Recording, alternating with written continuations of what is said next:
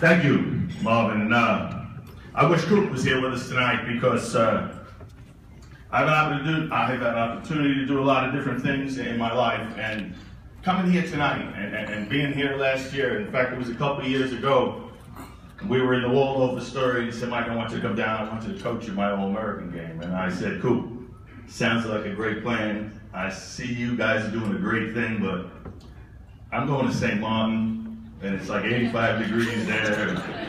Last couple of years in Dallas, you haven't had such success with the weather. Well, I'll tell you what, since then, I haven't been back to St. Martin because I come here because this is special. And what's being done here and what happens here is special. And I thank him. And again, I wish he was here. I thank Coop for giving me the opportunity to meet so many great young individuals and have an opportunity to speak with their parents and relay the message that my father instilled in me since I was a young boy. You know, my dad, you helped one person, you helped one young man in your lifetime, you did something good. You helped a dozen young men in your lifetime, you did real good. You helped hundreds, maybe 1,000 young men in your lifetime, that's special. All right. And I was fortunate enough because he wasn't just my coach, he was my father. I'm going to take a deep breath because this is a very emotional thing for me. But we lost my dad shortly before Christmas.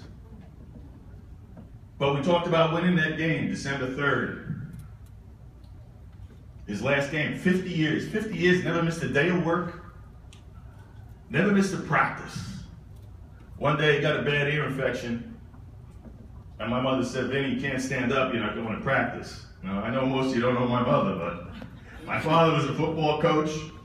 You could deal with him. You didn't want to deal with my mother. But I tell you what, and I'll tell each and every one of you here, you love your mother, and don't ever disrespect your mother. You get up every day, and you tell your mother, I love you, Mom. That's not a mama's boy. She brought you into this world. She made you who you are. And my father was a football coach, and my mother supported him every step of the way.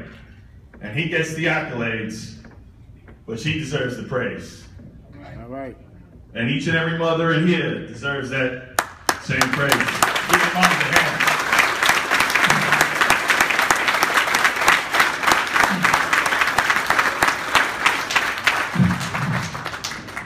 My dad was a guy who instilled in you that you didn't have to be the greatest player. We got some great players here. But you didn't have to be the greatest player on the team to be a part of that team. And that's why I love football. You know, people go, oh, coach, you know, why you don't like basketball? I like basketball. I like baseball.